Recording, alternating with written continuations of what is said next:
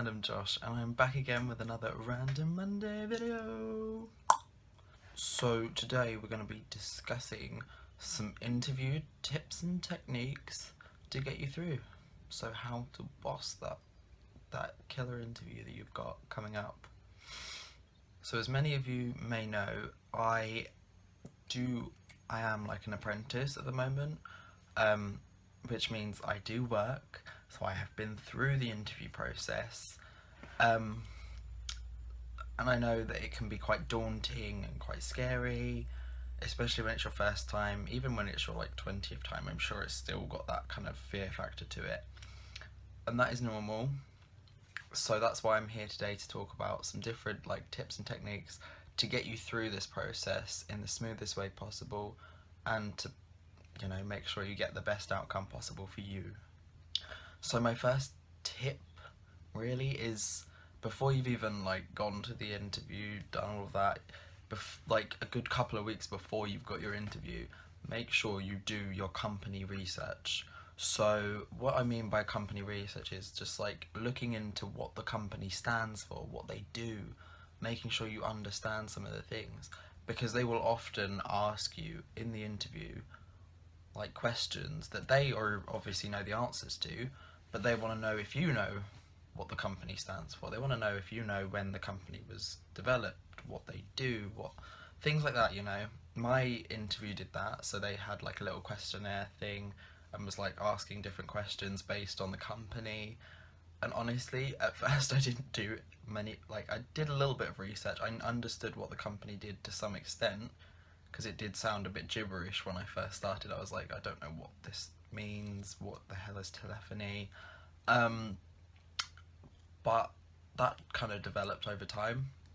So yeah, make sure you do at least some research, just to show that you've got that kind of drive and willingness, and that you are actually aware of what you're getting into, more or less, because it puts a good appearance across to your the interviewer, to show that you actually have spent time thinking about this and you've done your homework, so to say. But yeah, so I'd say that's really quite crucial to do beforehand. So my next tip would be to actually know your CV. I don't mean know it off by heart. It's hard to actually remember what you've written in your CV, but try and know as much of it as you possibly can, because they will probably quiz you on some of the bits that appear on your CV. So say you've put, I've had this certain amount of experience within this field, make sure you can talk about that, because chances are they're going to ask you about it and they want you to be able to sell yourself in that field. So talking about what you used to do and things like that, or if it's your A-level grades or GCSE grades, make sure you can discuss those, so you can be like, well, yeah, I did this as a GCSE, or I did that as an A-level and I got this, and we were learning some of this stuff, and this is what we did in that course. Make sure you can be able to talk about what you've done on your CV, because yeah, they can read your CV, but sometimes it's good to just be able to talk about your CV, because it's very limited. When you write a CV, they try and tell you to keep it on one side of a sheet, which you can't go into detail, obviously, because you have to have X, Y, Z on there, which can often mean it's really difficult to go into full detail. So this is your chance to actually sit there and go into the detail and really show what you are capable of, more or less. So I'd say that again is a very, very important thing to do. So even if it just means the night before or a couple of nights before, just reading over your CV, putting it back into your mind, keeping it fresh in there, so you know exactly what's on there and know what can potentially arise in that interview. So my next tip is quite an obvious one, but I thought I'd mention it anyway. It's just to be there early. Don't be that kind of person that strolls in 2 minutes before your interview is meant to start, because it just puts across a really bad image for you straight away because the interview starts before you've even got there. They're judging you before you've even arrived in the company. They're kind of watching your timings. Are you on time? Are you really early? Are you going to be late a lot? Things like that. So being there, even if it's 20 minutes early, like, it seems like a lot, but believe me, it's going to show a really good, like, first impression. They're going to sit there and think, okay, this person has the ability to get there early. Like, they're not going to mess around and be there late and things like that. So that's, like, really important, just to be able to show that you've got the willingness as well to make the effort to go in and be early, you know? So my next tip is that any experience is good experience.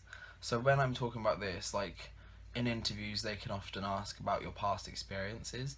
So sometimes you can be like, well, for me, I'm an IT apprentice now. I originally was a junior in a hair salon. Those two don't link in any way possible, but I used that in my interview. I'd talk about things I did there. I was talking about how I had to, like, speak with customers. Like, you get a lot of experience, well, more than you know from certain jobs. You may sit there and think, well, I'm just like a, stock person in Sainsbury's or something really, like, small like that, and I'm going for a big up job in the city, and, like, how can I make that sound good? Believe me, you can. There are ways to make it sound good. Like, just talk about the things that you do. Like, even if it doesn't seem relevant, just showing that you have had that passion in that past job and showing that you can do things like that, it is really helpful. Because, like I said, there are a lot of skills that you wouldn't really think of. Like, I wouldn't have thought of, like, I talk to customers on a regular when I used to work in the hair salon, and I'd never think of that, like, as, that's just, like, it just feels normal. It's just, like, a norm to do that. And it's not, like, it's necessary to do that. But it did pan out that actually has helped me, because it meant that I've got that kind of experience with talking with people. I know how to converse, and, I'm not a shy person. I mean, I am, but I'm not shy enough to, back away from a conversation. And obviously as well, I've got team working skills, because I had to work in a team. I had like multiple different stylists telling me what to do, and I had to make myself work. It was a fast-paced environment, which is good for some places. They like to know that you can work under pressure. Those little things, they all mount up, and you don't realise until you've actually sat down and thought about it that is what, like, you can sell yourself with so much, especially even if it is just a part-time job. Like, come on, you get a lot of experience from that. And you can even talk about experience from, like, your school life, if you had some kind of role within the school. So I was one of the deputy head boys, so I could talk about that. I could be like, well, I had the responsibility of overseeing the mentoring system behind the year 7s. That shows that I've got leadership skills to some degree. And, it's things like that that just really help sell yourself a lot more. And it's not a hard thing to do, it's just often forgotten, so yeah, make sure you do know what your experiences are. Now my next tip is actually to be honest. Like, it's okay bending the truth a little bit, like minuscule details, but if they say, have you got experience in this field, and you say yes, they're gonna look for that experience. No matter what you do, it's gonna come back and bite you in the arse, basically. So something that I found in my interview was that I was, again, because mine was a group interview. Some of you may do group interviews, some of you may do, like, single one-on-one interviews. So the main bit behind mine was like a group interview. So I kind of got to hear some of the stories behind the other candidates that were going for the IT apprentice roles as well. So there was only 2 roles, and there was like 4 of us in there.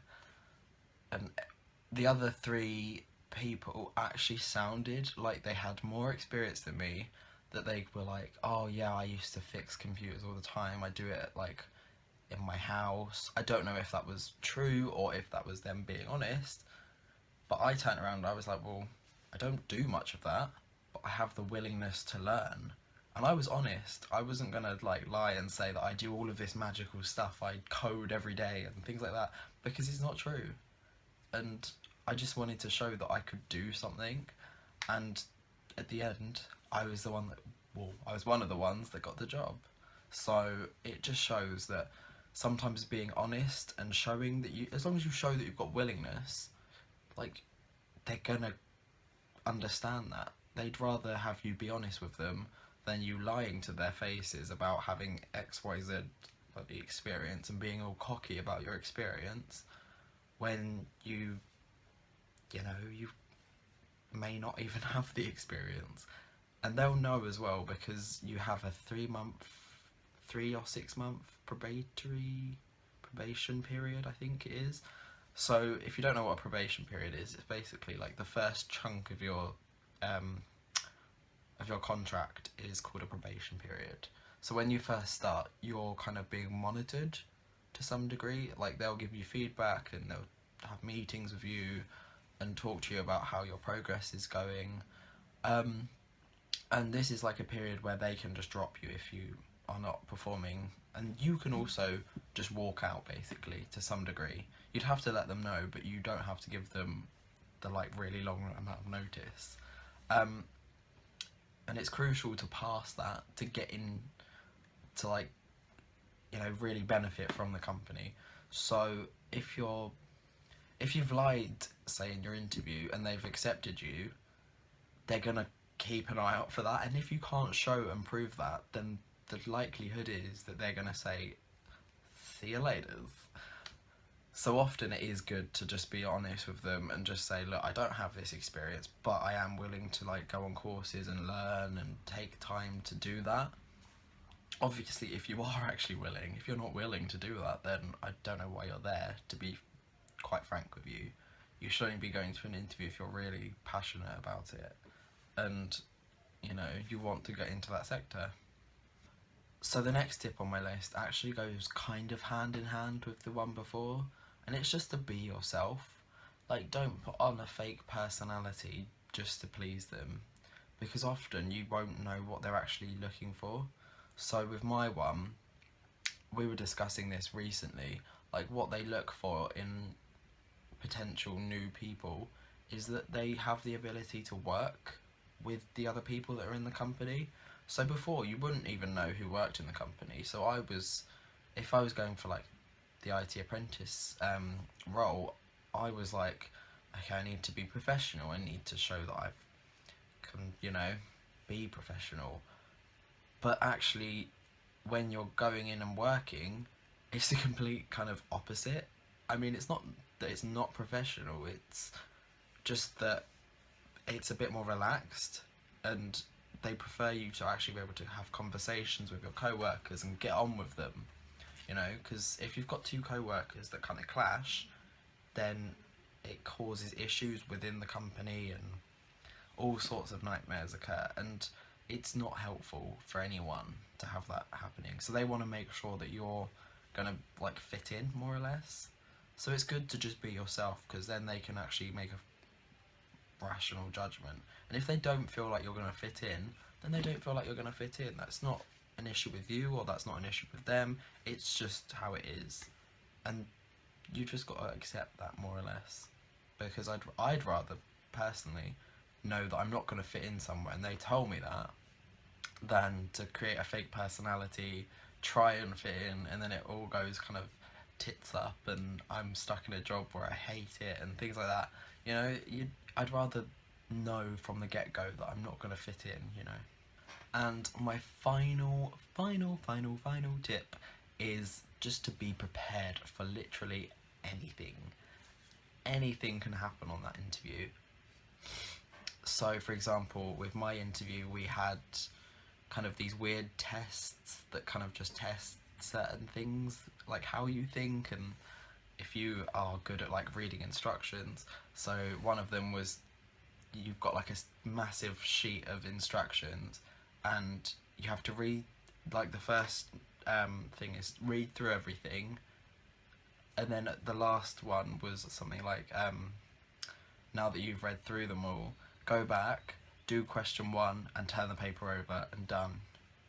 but obviously a lot of people don't actually read them properly. They just kind of try and get in and do it stressful, you know, it's all like crazy. And I was the only one that actually got that because I'd done it before. Like, I'm sure if I hadn't done that before, I would have, you know, been the same as everyone else and actually sitting there really trying to write out as much as you can do.